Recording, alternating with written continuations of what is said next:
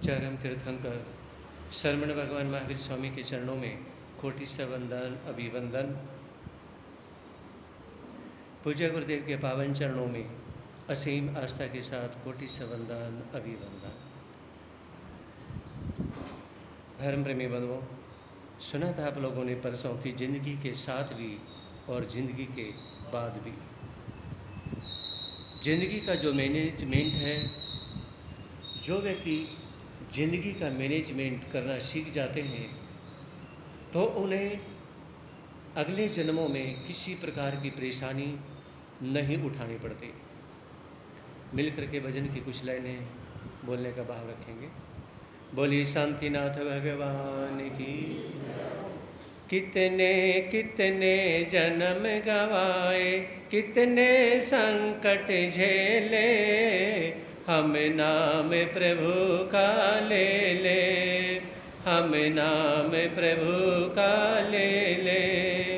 कितने कितने जन्म गवाए, कितने संकट झेले, हम नाम प्रभु का ले ले, हम नाम प्रभु का ले ले। नाम प्रभु का मंगलकारी, सब दुख हरने वाला, घोर भयंकर जंगल में भी मंगल करने वाला। नाम प्रभु का मंगलकारी, सब दुख हरने वाला, घोर भयंकर जंगल में भी मंगल करने वाला। आया सदा अकेला जग में, जाए सदा अकेले, हम नाम प्रभु का ले ले, हम नाम प्रभु का ले ले। कितने कितने जन्म गवाए, कितने संकट झेले, हम नाम प्रभु का ले ले, हम नाम प्रभु। कहाँ कहाँ भटके हो अब तक, और कहाँ भटकोगे, बहते बहते यहाँ आ गए, अब कहाँ भटकोगे। कहाँ कहाँ भटके हो अब तक, और कहाँ भटकोगे, बहते बहते यहाँ आ गए, अब कहाँ भटकोगे। झूठी चतुराई के तूने कितने पापड़ बेले, हम नाम प्रभु का ले ले, हम नाम प्रभु। कितने कितने जन्म गवाए, कितने संकट झेले, हम नाम प्रभु का ले ले, हम नाम प्रभु।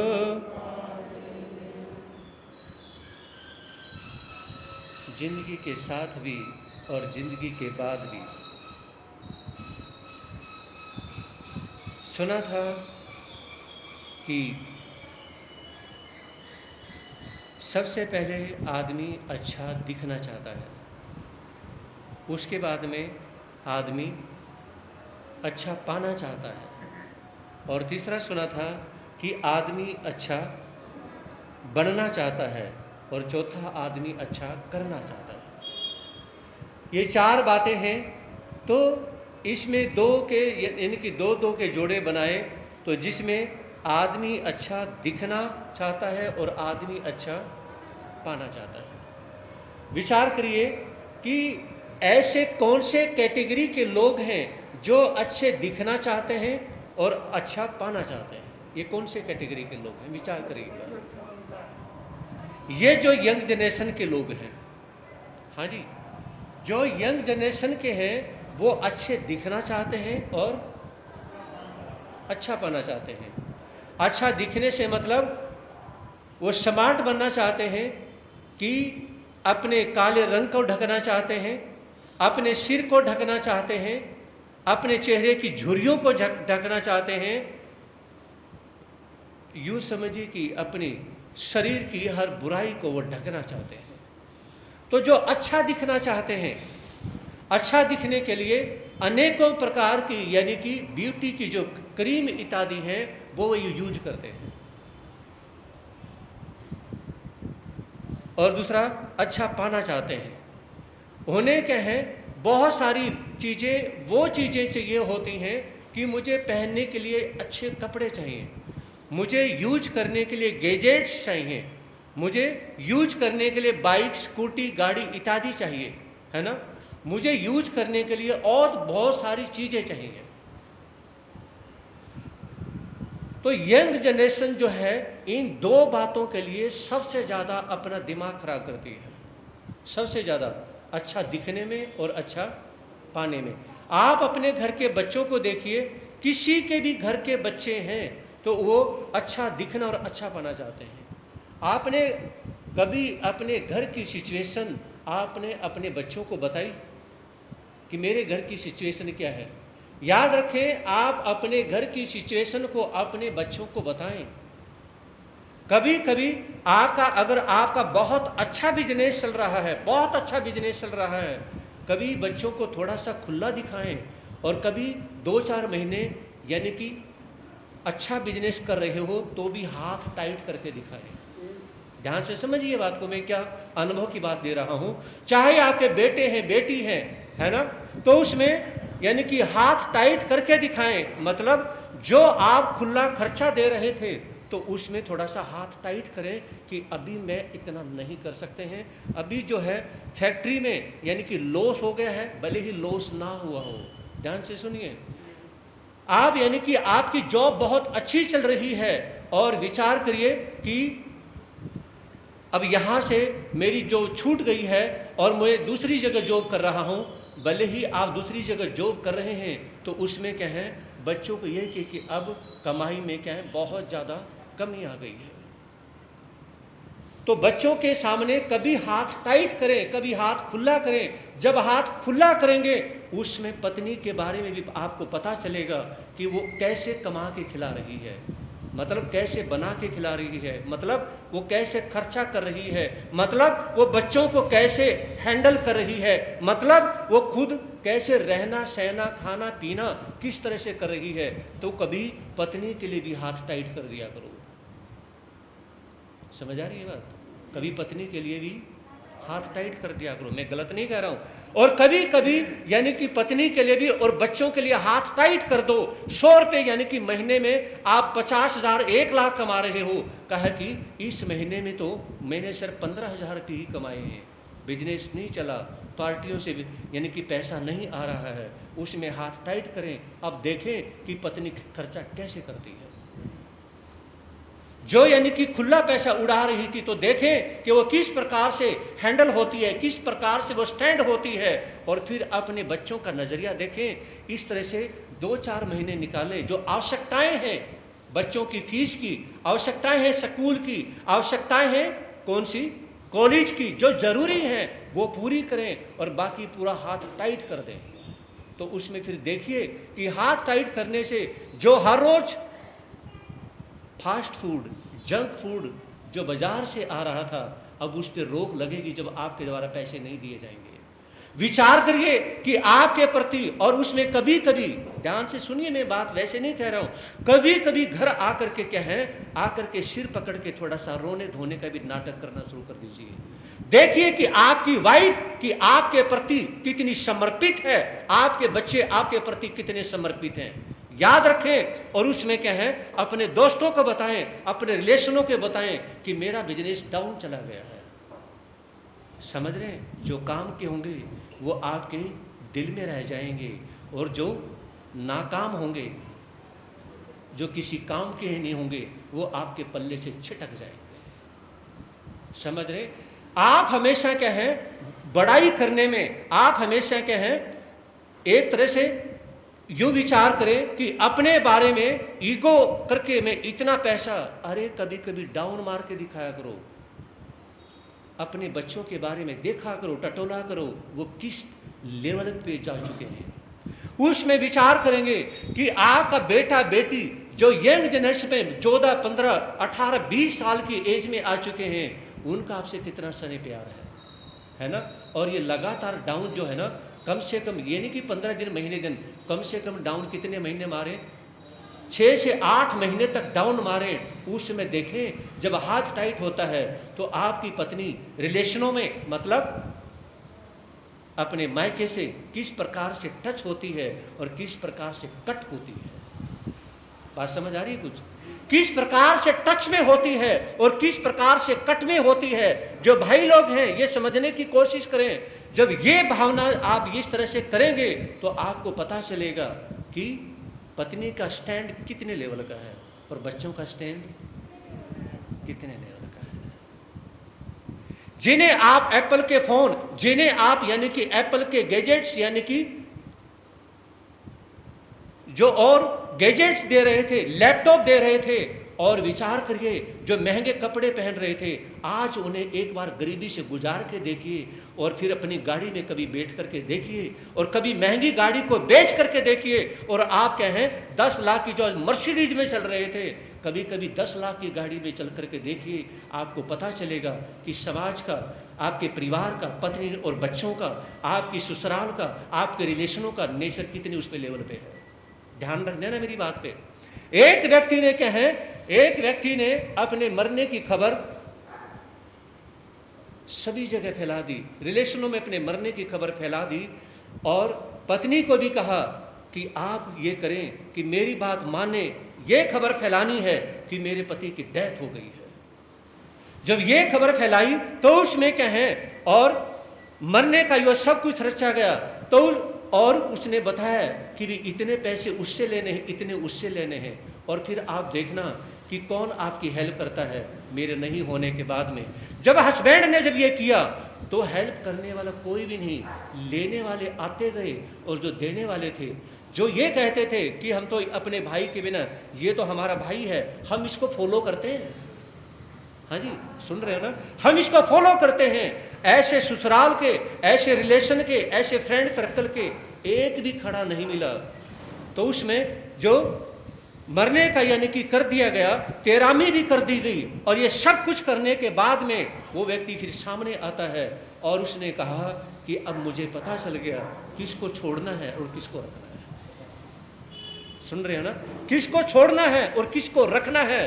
तो विचार करिए कि इसमें जब तक आप थोड़ा सा बैक नहीं होंगे, शेर जब कोई ऊंची छलांग करना चाहता है, वो जितनी ऊंची छलांग कर जाना चाहता है वो उतना बैक होता है। तो उसमें इस प्रकार से जरूर करें, क्योंकि यंग जनरेशन अच्छा दिखना चाहती है, यंग जनरेशन अच्छा पाना चाहती है।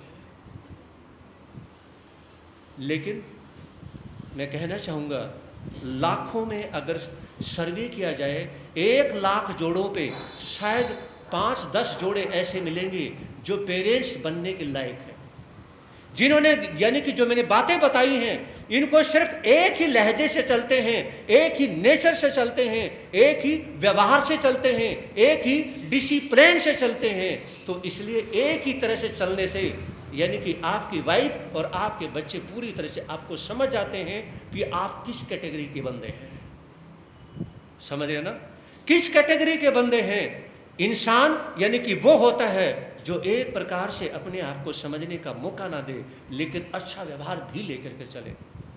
आगे बात आती है कि अच्छा बढ़ना चाहते हैं और अच्छा करना चाहते हैं।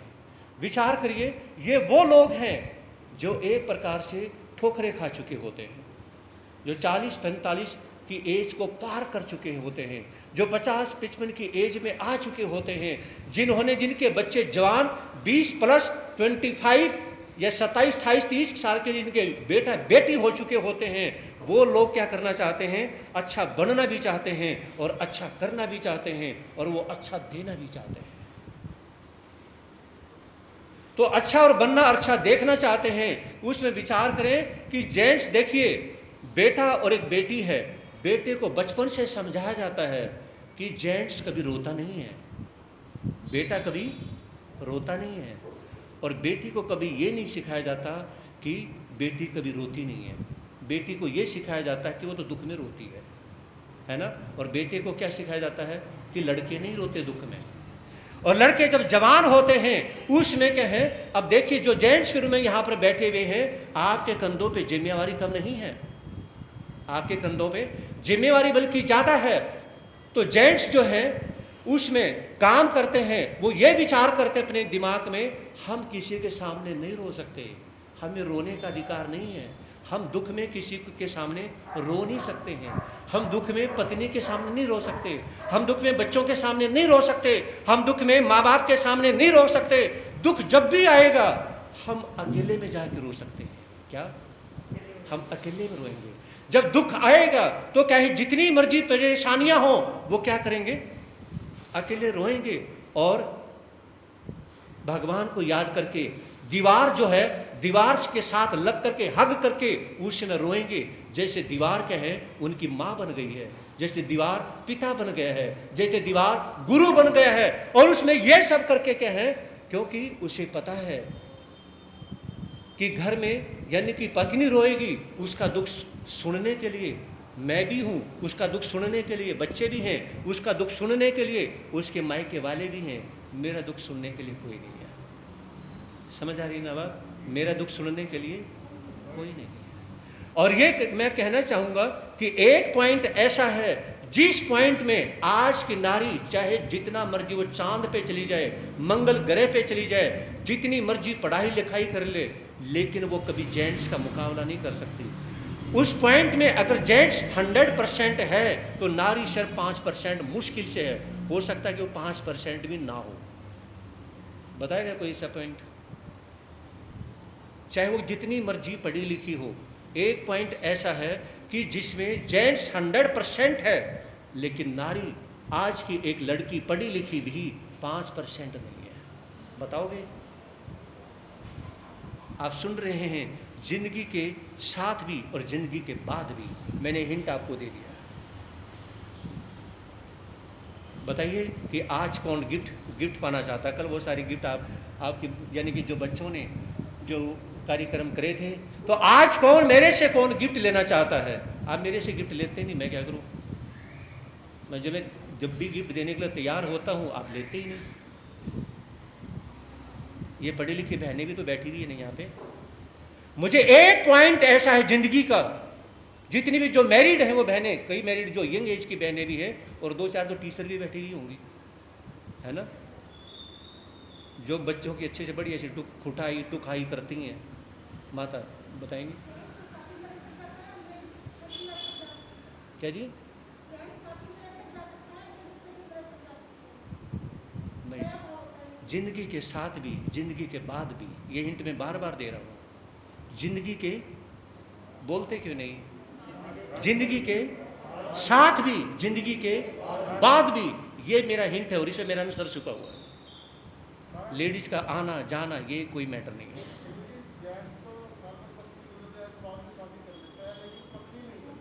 क्या जी?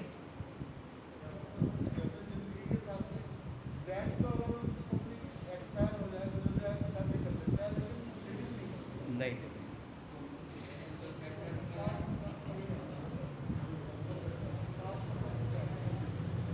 मैंने जितने भी तक सवाल पूछे है ना, जब से 20-25 दिन 30 दिन आप किसी सवाल का जवाब नहीं दे पाए। जिस सवाल के में मैं गिफ्ट रखता हूँ आप गिफ्ट लेते ही नहीं हैं। चलिए मैं इसका आंसर बताता हूँ कि जब भी शादी की एज होती है ना, तो जेंट्स लड़का कॉम्प्रोमाइज़ कर लेता है कि लड़की पढ़ी लिखी है, सुंदर है, और उसमें क्या है वो शादी करने के लिए तैयार होता है। कोई बात नहीं, मैं तो कमा ही रहा हूँ। इतना नहीं कि लड़की कमाने वाली होगी तो मैं शादी करूँगा।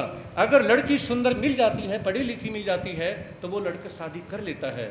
और उससे फिर क्या है, अगर वो कम भी कमाती है लड़के से तो भी कर लेता है, नहीं कमा रही होती है तो वो तो भी कर लेता है कि पढ़ी लिखी सुंदर, वो कर लेता है। लेकिन क्या लड़की शादी कर लेती है कि लड़का सुंदर है, पढ़ा लिखा है, स्मार्ट है ना, लेकिन अभी उसकी जॉब नहीं लगी है? बोलोगे नहीं क्या? बोल के गलती कर दी? हाँ बोलो, इसमें कितने % मिलेंगे? बोलो तो सही। वो कह जी 100% बिग माता जी कह रही हैं,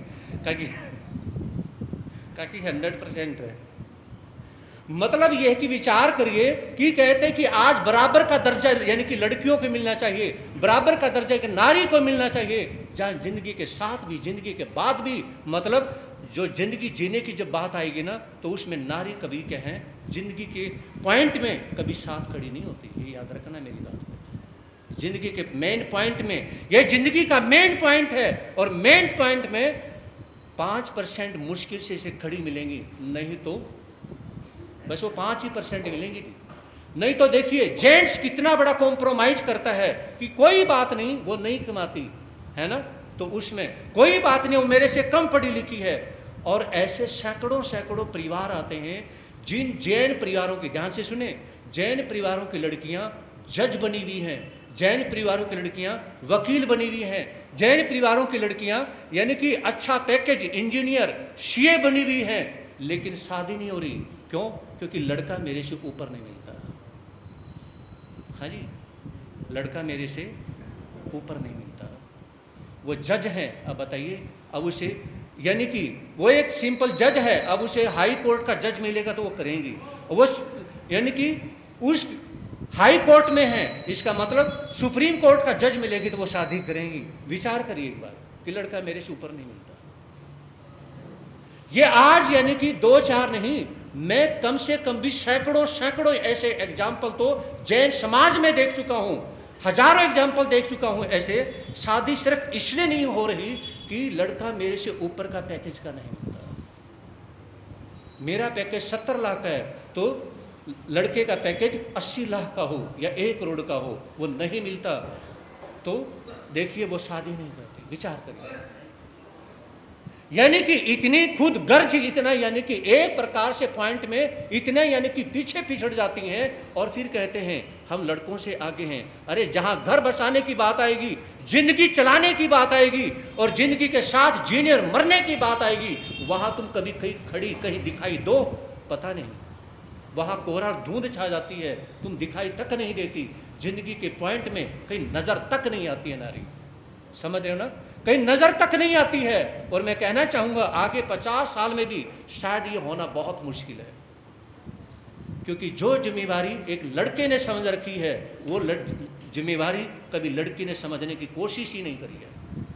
समझ रहे ना, पहले चल अनपढ़ जमाना था, उसमें भी था जो हमारी माताएं बैठी हुई हैं, चल आज के समय में विश्वास कर लूं अनपढ़ जमाना था, लेकिन आज तो पढ़ा लिखा जमाना है, आज तो कॉम्प्रोमाइज करने का जमाना है, आज तो अंडरस्टैंडिंग करने का जमाना है, आज तो जब हर तरह से चारों तरफ यानी कि घूमने फिरने का, अमेरिका तक पढ़ाई करते हैं, और फिर भी आप कॉम्प्रोमाइज करना नहीं सीख सकते, तो फिर कब सीखोगे? समझे नहीं? तो इस पॉइंट में यानी कि मैं 7-8 स्टेट का कोई सर्वे देना चाहूँ तो शायद 2-4 लड़की ऐसी हो सकती हैं जो कभी कहें अपने से नीचे लड़का होते हुए अभी जॉब नहीं भी लगी है, शादी करने के लिए तैयार हो जाए, और माँ बाप को कहे कोई बात नहीं, आपको ये लड़का अभी जॉब नहीं लगी है तो आप उससे शादी करवा सकते हैं। कहने का मतलब ये है कि अच्छा बनना चाहते हैं, अच्छा करना चाहते हैं, ऐसे लोग बहुत कम मिलते हैं। समझ रहे ना, ऐसे लोग बहुत कम मिलते हैं। और आगे बात आती है, दिन में 24 घंटे होते हैं, है ना। बहुत से लोग कहते हैं कि दिन में अगर 40 घंटे भी हों तो भी वो थोड़े पड़ जाएंगे। जिनको करना नहीं होता ना, उनके लिए 24 घंटे भी थोड़े पड़ते हैं। वो कहते हैं जी हम बिजी इतने हैं, लेकिन मेन बात ये है कि वो बीच बीच में इतने ज़्यादा ब्रेक लेते हैं, 24 घंटे में इतने ब्रेक लेते हैं कि उनके घंटे में यानी कि दिन में 24 घंटे भी थोड़े पड़ जाते हैं। तो महापुरुष ये कहते हैं कि जो व्यवस्थित होते नहीं और व्यवस्थित घर को करते नहीं, जो घर में रूल बनाते नहीं और घर के अंदर रूल फॉलो करते नहीं, उनके 24 घंटे भी थोड़े पड़ते हैं। बोलते कि नहीं, उनके 24 घंटे भी थोड़े पड़ते हैं, क्योंकि एक काम किया नहीं और बीच में हम बहुत ज़्यादा गैप लेते चले जाते हैं, और जिसके बाद में हमें लगता है कि हम बिजी भी हैं और हमारे पास टाइम भी थोड़ा है। आगे आता है कि अब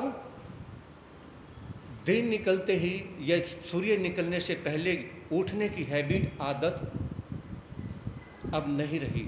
और इसके वजह से क्या है, बहुत ज़्यादा लॉस घर परिवार में देखने को मिलता है, बहुत ज़्यादा लॉस देखने को मिलता है। और ये कहते हैं कि जिस दिन हो संडे, उस दिन होते हैं सारे के सारे ठंडे। संडे उस दिन होते हैं सारे के सारे ठंडे, यानी कि आज तो संडे है, आराम से सो के उठेंगे, 10 बजे 11 बजे तो आम बात हो जाती है। तो जो लोग यानी कि सवेरे उठने को यानी कि महत्व नहीं देते हैं, तो ऐसे लोग क्या हैं, कभी भी जिंदगी में सफल नहीं हो पाते। सवेरे उठ करके, सवेरे जल्दी उठने का भाव रखें, फ्रेश होकर के देखिए। आप एक बार रात में उठ करके देखेंगे ना, रात में उठ करके जैसे ही आप रात में दिन छिपने के बाद ही देखना, लगभग 8 बजे के आसपास जितने भी पक्षी इत्यादि हैं वो सभी शांत हो गए, अपनी कहीं मुंडेर पे, कहीं तार पे, कहीं क्या आराम से बैठ जाएंगे, है ना। और दिन निकलते ही क्या है, दिन निकलने से पहले ब्रह्म मुहूर्त में, यानी कि दिन जो निकलता है लगभग 5, 50, 51 के आसपास जो दिन निकलता है, उससे लगभग पौना घंटा 1 घंटा पहले सारे पक्षी चहचहाना शुरू कर देते हैं, समझ रहे हैं। और हमारे जो जैन धर्म में यही आता है, भगवान महावीर ने यही फरमाया है कि जो दिन निकलने से लगभग 1 घंटा या मुहूर्त पहले, ब्रह्म मुहूर्त पहले जो नहीं उठता है, तो ऐसे लोग क्या हैं, ऐसे लोग अपनी ज़िंदगी में बहुत लॉस कर लेते हैं। तो महापुरुषों ने कहा कि सबसे पहले जल्दी उठने की आदत डालिए, और दूसरा क्या है, सवेरे उठते ही सबको प्रणाम करने की आदत डालिए। घर में जितने भी बड़े हैं उनको प्रणाम करने की, जय जिनेंद्र बोलने की आदत डालें। और जो घर के अंदर आपसे छोटे हैं, हाँ जी, ये माताएं बहनें, माताएं ध्यान से सुने, आप अपनी बहू को कहें जब वो सो के उठिए, 10 बजे सो करके उठे, तो आप उसे, यानी कि उसकी आदत नहीं है पैर छूने की, उसकी आदत नहीं है जय जिनेंद्र बोलने की, आप बोल लिया करो। हो सकता है 2-4 दिन में मुंह लटका के शर्माते शर्माते उसकी भी आदत बन जाए। हाँ जी, जो इधर ये हमारे श्रावक बैठे हैं, तरुण जी, और इधर यानी कि श्रावक जो बैठे हुए हैं, और इधर जितने भी हैं जो बड़े हैं, उसमें आपको हाथ नहीं जोड़ने, लेकिन आप क्या है, बेटा है, बहू है, बेटी है, उनके सिर पे हाथ धर करके बोले बेटा जय जिनेंद्र। लेकिन जय जिनेंद्र वैसे याद रखें, हाथ जोड़ के ही बोला जाता है, समझ रहे ना, हाथ जोड़ के बोला जाता है। जब आप बोलेंगे, याद रखें, आप अपने नेचर को चेंज करेंगे, तो एक रोज बेटे को, बहू को भी शर्म आएगी कि ये रोज बोलते हैं, मुझे भी बोल लेना चाहिए। और उनकी भी जो आदत बनेगी ना, फिर आपके पोता पोते की भी आदत बनेगी। घर में, हम पंजाब के घर में रुके हुए थे, पंजाब में चातुर्मास था, तो एक घर का ये रूल था कि चाहे 75 साल का, 80 साल का बुजुर्ग हो, और चाहे 4-5 साल का बच्चा हो, जब तक घर में बने हुए मंदिर में नवकार मंत्र की एक माला नहीं फेरेगा, उसे ब्रेकफास्ट नहीं मिलेगा। इन्होंने घर के अंदर रूल बना रखा था, अगर बुजुर्ग भी भले वो 75 साल का है, अगर वो चल फिर सकता है, उठ बैठ सकता है, सारे काम कर सकता है, तो उसे उठ करके माला फेरनी पड़ेगी। ये उनके घर में, और ये रूल भी बड़ों के द्वारा बनाया हुआ था। जब आप ये रूल बनाएंगे, क्या रूल बनाएंगे कि उठ करके जब तक एक नवकार मंत्र की माला नहीं फेरेंगे, तब तक उसे ब्रेकफास्ट नहीं मिलेगा। और उनके घर में जब ठहरना हुआ, तो मैंने जब ये देखा, उन्होंने पहले दिन बताया, अगले दिन मेरा यही ध्यान था कि देखता हूँ कौन क्या करता है। बुजुर्ग भी आते हैं, और एक कमरे जितना मंदिर बना रखा है, और पूरी की पूरी फोटो नवकार मंत्र की लगा रखी है। बच्चे भी, बुजुर्ग भी आते हैं, और उसमें क्या है, बच्चे भी आते हैं, सभी नवकार मंत्र की माला फेरी। और बच्चे कहते, मम्मा मम्मा मैंने नवकार मंत्र की माला फेर ली। कोई बात नहीं बेटा, आओ टेबल पे ब्रेकफास्ट कर लो। बहुत अच्छा लगा। याद रखें, आपके घर की जब तक कंडीशन नहीं होगी, या जो राम को मानते हैं वो राम की माला फेरें, जो शिव को मानते हैं तो ओम नमः शिवाय की माला फेरें, जो जिसको मानते हैं उसकी माला फेरें। जब तक ये रूल नहीं बनाएंगे, ये कंडीशन नहीं बनाएंगे, तो आने वाली जनरेशन वो तुमसे और भी लेटेस्ट है। और बच्चों को देख के लगता है कि माँ बाप से जन्म नहीं, इनका कंप्यूटर से जन्म हुआ है, तो और भी लेटेस्ट है। तो अभी से कहें, आज से अपने घर का रूल बनाएं और ये इस प्रकार से फॉलो करें कि ये हमारे घर की कंडीशन होगी कि ऐसा करने के बाद में ही क्या है तब ये मिलेगा। हाँ जी, भाई लोग तो बोले नहीं, क्योंकि जो अपना तौलिया साबुन वो नहीं उठा सकते, जिनको ये नहीं पता कि यानी कि सवेरे उठ करके टावल कहाँ रखा हुआ हो, वो माला क्या फेरेगा, बोलते क्यों नहीं? तुम्हें उठ करके अपने जूते तक नहीं पता होता कहाँ रखे, वो भी तो पत्नी लाके देने होते हैं। पहले बचपन में माँ ने परवरिश करी और जवानी की उम्र में अब वाइफ को परवरिश करनी पड़ती है। तुम तो खुद करने लायक ही नहीं हो, बोलते क्यों नहीं? तकरीबन मोस्टली ऐसे हैं जिनको अपने पर्सनल सामान तक का नहीं पता होता है। तुम क्या करोगे, बताओ क्या करोगे? माला फेरने तो बहुत मुश्किल का काम है। तो मैं कहना चाहूँगा थोड़ा सा इस चीज़ पर ध्यान दीजिए, थोड़े से काम खुद भी करने का भाव रखें। ऐसा नहीं जो आज आप ये खुद अपने पर्सनल काम नहीं करते ना, तो एक दिन रोज याद रखना आपके बच्चे वो और भी ज़्यादा आपके ऊपर डिपेंडेंट होंगे। और बच्चे के हैं आज फोम के गद्दे पे बैठ करके मम्मी को कहेंगे मम्मा एक गिलास पानी के लेके आना, क्योंकि उसको पता है जब मेरे पापा कुछ नहीं करते तो मैं तो बैठ करके एक गिलास पानी का मंगवाऊंगा। बोलो करते नहीं करते? जब 5 साल का बच्चा मम्मी को बोलता है एक गिलास पानी लेके आना, दादी को बोलता है अम्मा एक गिलास ये देना, ये आदत जेंट्स ने खराब की है। जो तुम बैठे हो ना सारे के सारे, ये तुम्हारी आदत खराब की हुई है। तो अपनी आदत को सुधारिए। आप बिगड़ी हुई आदत को जब तक नहीं सुधारेंगे तो आपके बच्चे जो बिगड़े हुए हैं उनको कौन सुधारेगा? बोलते करें, उन्हें कौन सुधारेगा? बिगाड़ने का ठेका ले रखा है, सुधारने का ठेका लो, बिगाड़ तो हर कोई सकता है। तो यहां आता है कि सवेरे उठ करके जो समय पर उठता है और फिर सबको प्रणाम करता है, जय जिनेंद्र बोलता है, और उसके बाद में कहें जो बड़े बुजुर्ग हैं उनसे आशीर्वाद लेने का भाव रखें। जो आपसे बड़े हैं आशीर्वाद लेने का भाव रखें, पैर छूने का भाव रखें। जब तक बड़े को आशीर्वाद ना लें उसमें कोई भी कार्य ना करें। समझ रहे ना? ये अपने घर का रूल बनाइए। आगे आता है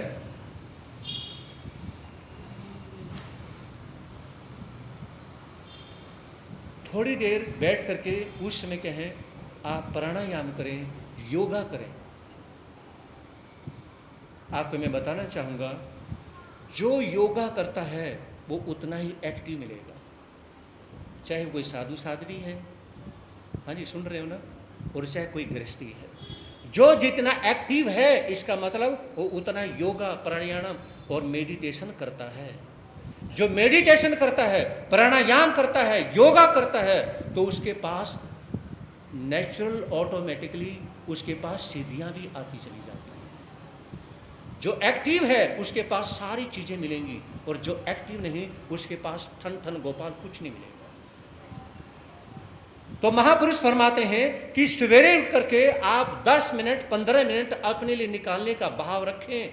देखिए हमेशा हमेशा के लिए जीने के लिए आप यहाँ नहीं आए हैं कि हमेशा के लिए बस जन्म हो गया है, मरने का समय भी सबका आएगा। आगे आता है कि भजन और भोजन। हाँ जी, अगला पॉइंट शांति से ध्यान से दीजिएगा, क्योंकि जिंदगी के साथ भी और जिंदगी के बाद भी भजन और भोजन में जितनी शांति कर सकते हो उतनी शांति करो। इसका मतलब क्या हुआ कि कोई फोन नहीं, कोई गैजेट्स नहीं, कोई टीवी नहीं, है ना, किसी से बातें नहीं, किसी भी प्रकार की निंदा चुगली नहीं। भजन और भोजन का ऐसा समय सेट करो कि जिसमें भजन हो और जिसमें भोजन हो उसमें कोई भी काम नहीं होना चाहिए, उसमें कोई काम नहीं होना चाहिए। याद रखें, जिस घर में भजन और भोजन के समय, पहले के समय आप अपने दादा को याद करें, है ना, कभी सुना होगा, उनके मुंह से सुना होगा, जब भोजन होता था तो उसमें बोला नहीं जाता था, और जब भजन होता था तो उसमें इधर उधर देखा नहीं जाता था। बोलोगे नहीं क्या? जब भोजन होता था तो बोला नहीं जाता था, और यानी कि भजन होता था तो इधर उधर देखा नहीं जाता था। ये कल्चर पे लात मारने वाले आज के समय में क्या है देखने को मिलते हैं। इन दो बातों में जिसने लात मार दी तो उनके घर में कुछ भी नहीं है। चूहे उछल कूद करेंगे, उनके घर का नेचर खत्म, उनके घर का डिसिप्लिन खत्म, उनके घर का व्यवहार खत्म, उनके घर में धार्मिकता खत्म, उनके घर में ना भजन ढंग से होगा और ना भोजन ढंग से होगा। भोजन के समय में लड़ाई क्यों होती है? क्योंकि भोजन के समय में साइलेंट नहीं होते। भजन के समय में, यानी कि आज के समय में भजन करते समय भी जो है ना डिस्टर्ब क्यों होते हैं? भजन करते समय टेंशन में क्यों होते हैं? क्योंकि भजन करते समय इधर उधर देखने का भाव होता है, वो अपनी मस्ती में मस्त नहीं रहते। अब दूसरी बात सुनिए, आज से लगभग 18 से 20 साल पहले है ना, हिमाचल में पड़ता है पोंटा साहिब। हिमाचल में पोंटा साहिब गुरुद्वारा है। तो वहाँ पर जब गुरुद्वारे वहाँ पर जाना हुआ तो वहाँ पर वहाँ के जो ग्रंथी है ना, वो बोल रहे थे कि 100 काम छोड़ करके भजन करो। क्या करो? हाँ जी प्रवीण भाई, 100 काम छोड़ करके भोजन, भजन नहीं, 100 काम छोड़ के भोजन करो। क्योंकि आप सवेरे से शाम तक या 24 घंटे 15 घंटे किसके लिए कमाते हो? भोजन के लिए कमाते हो, है ना। तो उन्होंने कहा कि 100 काम छोड़ करके भोजन करो, और फिर उन्होंने कहा 1000 काम छोड़ करके भजन करो, और उस 1000 काम में आपका खाना भी आ गया। 100 काम छोड़ करके भोजन करो, सारे काम, जिंदगी के सारे काम छोड़ दो। कब? जब भोजन करना हो, और जब भजन करना हो तो उसमें भोजन को भी छोड़ दो। तो महापुरुष ये कहते हैं कि जहां पे धर्म करने की बात आती है, जहां पे भजन करने की बात आती है, जहां कथा और प्रवचन सुनने की बात आती है, जहां समाई करने की बात आती है, तो वहां पर भोजन छोड़ दो। और जहां भोजन करने की बात आती है तो उससे अलग और वो सारे काम वो छोड़ दो। अब अगले पॉइंट को जरा ध्यान से सुनिए, क्योंकि दिमाग में खुजली हुए बिना रहेगी नहीं। वो ये है कि अगर हम अपने, यानी कि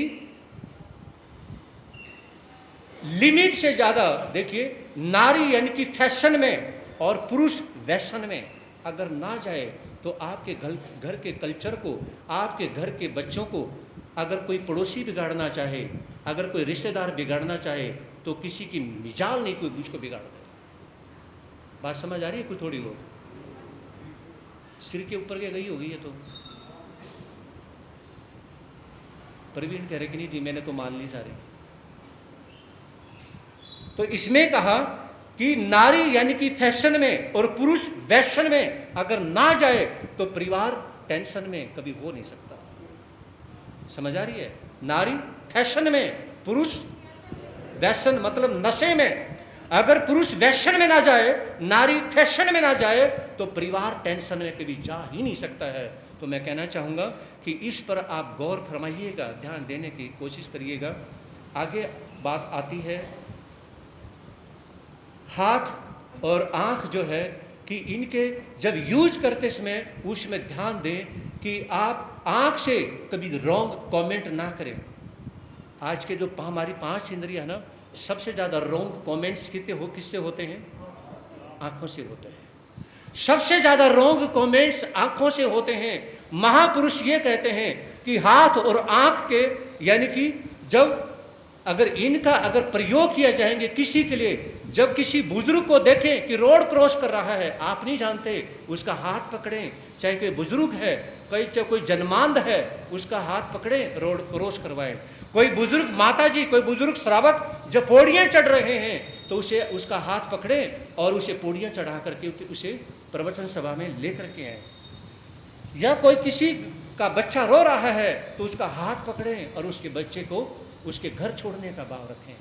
याद रखें, जो हाथ और हाथ का अगर सही प्रयोग करता है, क्योंकि सबसे बड़ी हेल्प अगर होती है या तो हाथ से होती है, या बोले नहीं, सबसे बड़ी हेल्प किससे होती है?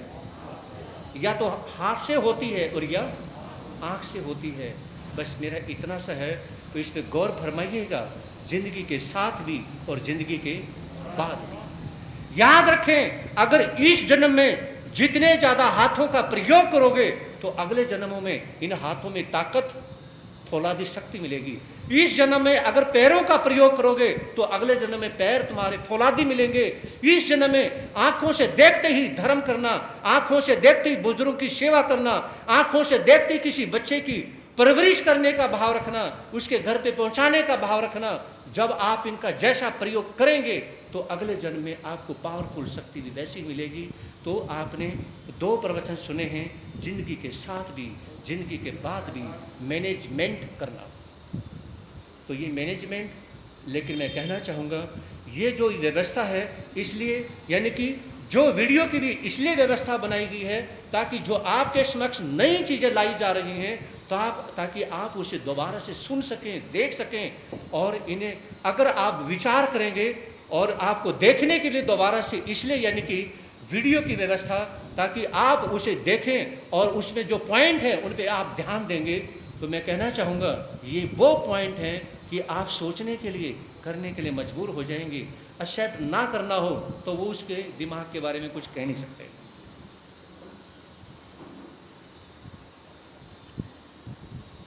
ले चलता हूँ आपको राजा हरिश्चंद्र चरित्र।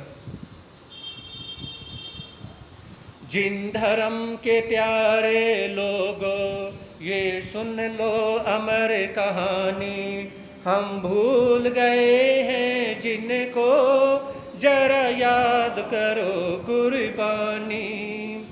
सत्यवादी हरिश्चंद्र एक पल में बना भिखारी, मरघट में बिक गया राजा और बिक गई तारा रानी। वे अटल रहे धर्म पे फिर हो गई सब आसानी, हम भूल गए हैं जिनको जरा याद करो कुर्बानी। एक ऐसा चरित्र है, ऐसा करैक्टर है, एक ऐसी स्टोरी कहानी है कि इसमें बहुत सारे शास्त्रों का भी निचोड़ इसके अंदर आपको मिलेगा। और ये लिखा हुआ है उपाध्याय भगवान श्री अमर मुनि जी महाराज साहब, जो आगरा वाले के नाम से जाने जाते थे, आगरा वाले के नाम से जाने जाते थे। उपाध्याय भगवान श्री अमर मुनि जी महाराज साहब जो कवि रत्न भी हुए हैं। जगती ज्योति अखंड नित, हाँ जी ध्यान दीजिएगा, जगती ज्योति अखंड नित शुद्ध सत्य की यत्र, यश लक्ष्मी सौभाग्य सुख रहते अविचल तत्र। इसमें फरमाया है कि जहां पर सत्य की ज्योत जलती है, अब गौर फरमाइएगा कि जिसके पास में सत्य नहीं उसके पास सामायिक नहीं, या यूँ समझिए कि सामायिक करते हैं तो उसका कोई फायदा नहीं। जो बहुत ज़्यादा झूठ बोलते हैं, चाहे वो सामायिक करें कुछ भी करें, एक झूठ बहुत सारी चीज़ों को खा जाता है। तो यहाँ फरमाया कि जो सत्य का पालन करता है तो उसके क्या है, उसके पास में 4 चीज़ें होती हैं, यश, लक्ष्मी, सौभाग्य और चौथा है सुख। ये 4 चीज़ें उस व्यक्ति के पास में मिलेंगी जिस व्यक्ति के पास में क्या है, सत्य है। और सत्य जो है ना अपने आप में एक संपूर्ण है। सत्य क्या है, एक संपूर्ण है। तो महापुरुष ये फरमाते हैं कि जो सत्य का पालन करता है, या जिस घर में या जिस दिल में अगर सत्य है तो वहां पर किसी भी प्रकार की कमी हो ही नहीं सकती। आज सत्य की महिमा का मधुगान सुनाने आया हूँ, अंतस्तल से जन्म जन्म के पाप धुलाने आया हूँ। अखिल विश्व में एक सत्य ही जीवन उच्च बनाता है, बिना सत्य के जब तप योगाचार भ्रष्ट हो जाता है। हाँ जी विचार करिए, यहाँ पे फरमाया कि पूरे संसार के अंदर अगर कोई सबसे ऊंची अगर कोई चीज़ है तो वो सिर्फ एक ही है, वो है सत्य। सत्य से ऊंचा इस दुनिया में कुछ भी नहीं। अगर आप ये सवाल कर लें मेरे से कि क्या सत्य से ऊपर भगवान होता है, तो वो भी नहीं होता। बोलोगे नहीं क्या? क्यों मेरा साथ देना नहीं होता आप लोगों ने? सत्य से ऊपर भगवान भी नहीं होता। तो यहां पे फरमाया है कि सत्य से ऊपर भगवान भी नहीं है, और जहां पे सत्य नहीं है वहां पर चार चीजें नष्ट हो जाती हैं हमेशा के लिए। क्या चार चीजें कौन सी नष्ट होती हैं? सबसे पहला जप, जो आप चाहे नमस्कार मंत्र का जाप करें, ओम नमः शिवाय का जाप करें, आप राम राम का जाप करें, आप किसी अन्य देवी देवता का जाप करें, तो जो भी जाप किया है वो पूरी तरह से खत्म हो जाएगा। क्या करने से? बहुत ज़्यादा झूठ बोलने से। ये शास्त्रों की बातें हैं, कहीं सुन रहे हो कि भी, और इसमें आप देख भी सकते हैं। तो जब जो भी जाप किया है वो सब खत्म होगा। और दूसरा जो तप यानी कि तपस्या, चाहे एकासना, आयनमिल, व्रत, पचखान, जो भी आपने तपस्या करी है वो तपस्याओं का जो फल आपको मिलेगा नहीं, जो लिमिट से बहुत ज़्यादा झूठ बोलते हैं। फिर तीसरा है योगाचार, जो योगाचार किया जाता है वो खत्म हो जाएगा। तो यहां पे फरमाया कि जो है सत्य से क्या है, आपका सुख खत्म होगा, योगाचार खत्म होगा, तप खत्म होगा, आपका जप खत्म हो जाएगा। अब विचार करिए, वीर प्रभु का प्रश्न व्याकरण अंग सूत्र में है कहना, सत्य स्वयं भगवान इसी की आज्ञा में निस्दिन रहना। प्रश्न व्याकरण एक सूत्र है, हमारे जो 32 शास्त्र है ना, हाँ जी, हमारे 32 शास्त्र हैं, उसमें एक शास्त्र आता है प्रश्न व्याकरण सूत्र। तो उस प्रश्न व्याकरण सूत्र में आता है कि सत्य खुद स्वयं ही भगवान है, तो उससे ऊपर कौन हो सकता है? ये भगवान महावीर ने प्रश्न व्याकरण सूत्र में फरमाया है कि सत्य खुद भगवान है।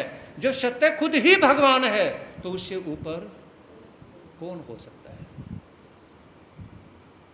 ये पृथ्वी आकाश और ये रवि शशि तारा मंडल भी एक सत्य पर आधारित हैं, क्षुब्ध महोदधि चंचल भी। जो नर अपने मुख से वाणी बोल पुनः हट जाते हैं, नर्तन पाकर पशु से भी वे जीवन नीच बिताते हैं। मानव जीवन पुष्प मनोहर, सत्य सुरभि है अति प्यारी, बिना सुरभि के पुष्प जगत में पाता है अपयश भारी। फरमाए कि चाहे ये पृथ्वी है, अब देखिए विचार करिए कि ये पृथ्वी किस पे टिकी हुई है? नीचे पानी है, हाँ जी, नीचे क्या है? पानी है। 20 फुट खोदो नीचे, यानी कि 100 फीट, 1000 फीट, 200 फीट, 5000 फीट खोदें तो नीचे क्या मिलता है? पानी है। और देखिए ये जमीन का जो लेंटर बन करके पानी पे टिका हुआ है। तो ये कहा जाता है कि ये पृथ्वी अगर किसी चीज पे टिकी हुई है तो वो सत्य है। पृथ्वी ने सत्य को पूरी तरह से एक्सेप्ट कर रखा है। और फिर आगे आता है कि आकाश में 100% सत्य है। और फिर क्या है? रवि शशि, रवि यानी कि सूर्य, शशि चंद्रमा, तो ये भी क्या है? ये भी सत्य के ऊपर टिके हुए हैं। अगर जिस दिन ये सत्य को खत्म कर देंगे तो ये भी नहीं टिक सकते हैं। तो यहाँ पे फरमाया कि ये सभी चीजें, चाहे धरती है, आकाश है, और सूर्य है, चंद्रमा है, ये तारागण मंडल हैं, ये सभी के सभी सत्य के ऊपर टिके हुए हैं। चाहे कोई समुद्र है, ये सभी सत्य पे आधारित हैं। जिस दिन सत्य खत्म होगा उस दिन वो सब चीज़ें खत्म हो जाती हैं। खत्म कैसे होती हैं? देखिए भगवान महावीर फरमाते हैं कि जहाँ पे आज समुद्र हैं वहाँ पे कभी शहर नगर हुआ करते हैं, और जहाँ पे आज शहर नगर हैं यहाँ पे कभी समुद्र हुआ करते हैं। और ये क्या है? ये समय होते हैं जब पूरी तरह से आम भाषा में कलयुग होगा। और हमारे यानी कि जैन शास्त्रों के हिसाब से जब छठा आरा शुरू होगा, छठे आरे का मतलब 18,500 साल के बाद में छठा आरा शुरू होगा, उसमें कुछ भी इस धरती पे नहीं मिलेगा। सभी आदमी क्या हैं? बिल में रहेंगे, और बिल से बाहर निकल के क्या करेंगे? खाने के लिए कुछ नहीं होगा। उस छठे आरे में जो भी पैदा होगा तो उसमें यानी कि छोटी सी नदी, ये यमुना, गंगा जमुना यमुना जो है नदी, जो ना जो मुश्किल से क्या है, यदि कि 1.5 फीट चौड़ी और गहरी नदियाँ होंगी, उसमें मछलियाँ होंगी, और इंसान मछलियों को निकाल कर ही कहीं खा के जीवन व्यतीत करेगा। धरती पे खाने के लिए कोई चीज़ नहीं होगी। और 1-1 फीट के इंसान यानी कि उसमें होंगे। विचार करिए कि छोटे छोटे इंसान होंगे और वो मछली खा करके ही रह सकेंगे, तो उसमें सिर्फ पाप ही पाप होगा, अधर्म नाम की कोई चीज़ नहीं होगी। ये जो भी आप देख रहे हैं ये कुछ भी उसमें नहीं बचेगी। तो इतना धर्म ध्यान करो कि छठे आरे में पैदा होने का मौका मिले ही ना। समझ रहे हो? छठे आरे में पैदा होने का मौका मिले ही ना। अभी 10 मिनट बाकी हैं, अभी थोड़ा सा ध्यान दें, क्योंकि मेरा खुद ही रहता है कि संडे को जो 10 बजे तक होता है प्रवचन का समय, मैं छोड़ने का भाव रखता हूँ, लेकिन आज का समय एक्स्ट्रा लेने का भाव बिल्कुल भी नहीं रखता। आगे फरमाया है कि इंसान के अंदर, कहा कि इंसान में अगर किसी के शरीर में अगर बदबू आती, ध्यान से सुनिएगा बात पे, किसी के शरीर में अगर बहुत बदबू आती है तो उतना ही अधार्मिक है, उतना ही वो पापी है, उतना ही वो इंसान झूठा है। यहां पर जो बात आई है कि जिसके शरीर में से बहुत ज्यादा स्मेल आती है तो वो इंसान झूठा भी उतना ज्यादा है, वो पापी भी उतना ही ज्यादा है, वो अधर्मी भी उतना ही ज्यादा है। मैंने एक रोज आपके समक्ष एक बात कही थी कि एक छोटा जो बच्चा होता है ना, जैसे जो कुछ यहाँ पर जो बहनें जिनके छोटे छोटे बच्चे हैं, उनके बच्चे के शरीर को सूंघने का भाव देखें, आपको भीनी भीनी प्यारी प्यारी खुशबू आएगी। सुन रहे हो ना? उनके पसीने में किसी प्रकार की बदबू नहीं आती। छोटा बच्चा, अरे जब आपके द्वारा जो दूध पिलाया गया, और विचार करिए आपके शरीर में एक 5 साल का बच्चा है जो रोटी सब्जी खाता है, उसके शरीर में से किसी प्रकार की बदबू नहीं, और आपके शरीर में बदबू क्यों? क्योंकि बच्चा पूरी तरह से नेचुरल है। बच्चा क्या है? पूरी तरह से नेचुरल है, तो उसके शरीर से बदबू नहीं आती है। और बड़े जो हैं वो नेचुरल नहीं हैं, तो उनके शरीर से बदबू आती है।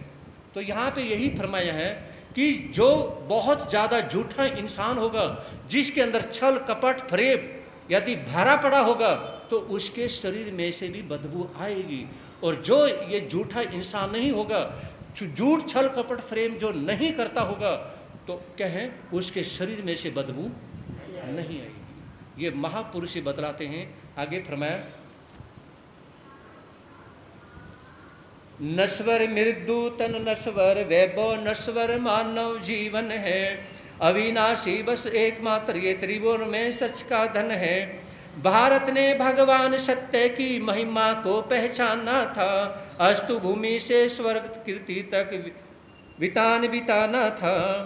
सत्य धर्म की रक्षा के हित सब कुछ अर्पण कर दीना, सत्य देव का प्राणों की बलि देकर भी पूजन की ना। पता तुम्हें है राम तज राज्य तह तज सहे दुख के झटके क्यों, पता तुम्हें है भूप युधिष्ठिर वन प्रतिवन में भटके क्यों। सत्य वीर थे प्रण प्रतिपालक, सत्य नहीं अपना छोड़ा, अतः भारतीय जनता के गट गट से नाता तोड़ा। यहाँ पे फरमाया कि ये शरीर जो है नश्वर है, ख़त्म होने वाला है, ये तन ख़त्म होने वाला है, और जो ये वैभव, ये संपत्ति है, ये भी ख़त्म होने वाली है। और इस संसार में जितनी भी चीज़ें हैं वो एक रोज़ सभी ख़त्म होंगी। अगर कोई इस संसार में अगर कोई चीज़ रहेगी तो वो सत्य है, जो कभी भी ख़त्म नहीं होगा। फिर आता है कि इस संसार में जिसने जिसने जितने सत्य को संभाला, वो उतना ही भगवान ने पूरी तरह से 100% सत्य का पालन किया, वो भगवान बन गए। और सत्य धर्म की रक्षा के करने वाले जो लोग हैं, जिन्होंने अपने को अर्पण कर दिया, तो ऐसे क्या हैं, वो जीवन में सब कुछ प्राप्त कर गए। और कहा कि आपको पता ही है कि राम ने राज्य को छोड़ करके दुख के जो बादल की जिंदगी में छाए या दुख के जो झटके सहे, ऐसा क्यों? क्योंकि जहाँ पे झूठ होता है वहाँ पे सत्य ठहरता नहीं। मर्यादा पुरुषोत्तम भगवान श्री राम वहाँ पर इसलिए नहीं रहे क्योंकि यहाँ पर अब महलों में क्या है, झूठ है, तो इसलिए क्या है, छोड़ करके चले जाना चाहिए। और इसी तरह से फरमाया कि इस भारत में जब भी इस भारत माता में जो मस्तक टेकने वाले और ऐसे जो लोग हुए हैं जिन्होंने सत्य का पालन किया है, तो ऐसे क्या हैं, वो इस संसार से हमेशा हमेशा के लिए अमर हो गए। और आगे क्या फरमाया, मर्द कहाँ वे जो निज मुख से कहते से सो करते थे, अपने प्रण की पूर्ति हेतु जो हंसते हंसते मरते थे। गाड़ी के पहिए की मानिन पुरुष वचन चल आज हुए, सुबह कहा कुछ शाम कहा कुछ, टोके तो नाराज हुए। तो इसमें यहाँ पे फरमाया है कि आज के समय में वो इंसान, वो मर्द देखने को नहीं मिलते थे कि जो कहते थे वो करके दिखाते थे। आज वो देखने को नहीं मिलता। जैसे गाड़ी के पहिए पे, यहाँ पर क्या बोला, गाड़ी के पहिए पर जैसे जहाँ पर कीचड़ होता है, मिट्टी होती है, तो वो उसके पहिए पे लग जाती है, और जब गाड़ी थोड़ी दूर जाती है तो वो सारी मिट्टी पानी सब क्या जड़ता चला जाता है।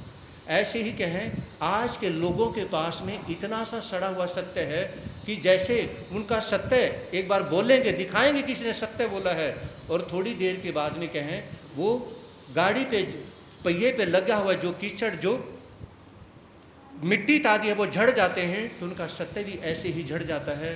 तो यहाँ पर ये कहने का प्रयास है कि सत्य से बढ़ कर के कोई भी नहीं है। सत्य भगवान के बराबर में खड़ा होता है। सत्य खुद एक भगवान है। तो भगवान महावीर भी फरमाते हैं कि सत्य ही भगवान है। और ये उन्होंने कब कहा, जब वो खुद भगवान बन गए थे। उन्होंने कब कहा, जब सत्य, यानी कि सत्य ही भगवान है। जब भगवान महावीर भगवान बन गए थे, केवल ज्ञान के दर्शन की प्राप्ति हो चुकी थी, तो उन्होंने क्या कहा कि सत्य ही भगवान है। ये नहीं कहा कि मैं भगवान हूँ। भगवान महावीर की महानता को देखिए, कहा कि सत्य ही भगवान है। तो ये आप लोगों ने सुना, और आगे आगे ये कहानी एक नए मोड़ पे पहुँचती जाएगी।